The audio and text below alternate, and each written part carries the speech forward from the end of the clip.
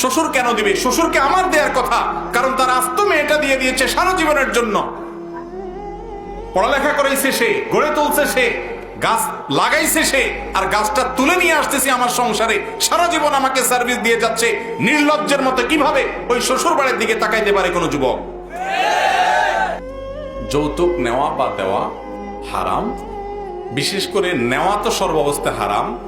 দেওয়াটা কোনো মেয়ের বাবা যদি বাধ্য হন, এছাড়া তার মেয়ের বিয়ে না হয়, তাহলে সেক্ষেত্রে তার জন্য নিরুপায় হয়ে তাকে কোনো অসভ্য সমাজ বাধ্য করেছে, কোনো অসভ্য ব্যক্তি পরিবার বাধ্য করেছে, সেজন্য বেচারা বাধ্য হয়ে তার মেয়ের বিয়ের জন্য যদি দেয়, তাহলে তার দেওয়াটা কি হবে না? হারাম হবে না। যারা যৌতুক নেন, মুরব্বীরা ছেলে বিয়ে করে যৌতুক নেন, চাচিরা ছেলেকে বিয়ে করায়া ছেলের শ্বশুরবাড়ি থেকে বিভিন্ন ভাবে আদায় করেন। সারা বাংলাদেশে আছে, আপনাদের এই অঞ্চলেও আছে না নাই? রমজানে ইফতারি দিতে হবে, বিশাল বড় আপনার স্তূপ করে ইফতারি নিয়ে যেতে হবে। মেয়ের বাপের কি আছে কি না আছে এসব দেখা দেখি নেই, ঠিক না বেঠিক? ফলের সময় ফল কিনে দিতে হবে অনেক, হ্যাঁ, কোরবানের সময় গরুর কল্লা পাঠাইতে হবে, রান পাঠাইতে হবে, আর বিয়ের সময় তো বলতেই নাই, অনেক কিছু দিতে হবে। এসব কালচার আছে না নাই?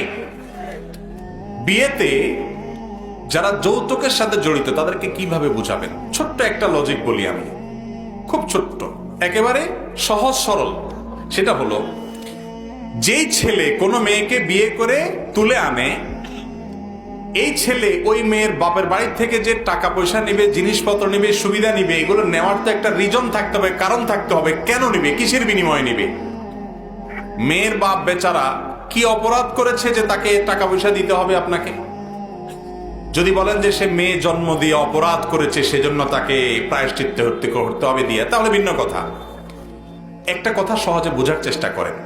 আপনি যে মেয়েকে বিয়ে করছেন, এই মেয়েটা জন্মের পর থেকে বিয়ের উপযুক্ত হওয়া পর্যন্ত একে ভরণ পোষণ দিয়ে, খাওয়া দাওয়া দিয়ে, চিকিৎসা সেবা দিয়ে, শিক্ষা দিয়ে, সমস্ত কিছু দিয়ে গড়ে তুলেছে কে?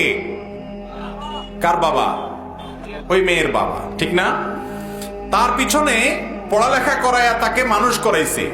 সেই পড়ালেখা শেখার পর, আপনার সংসারে আসার পর, তার ওই পড়ালেখাটা কাজে লাগবে কোথায়?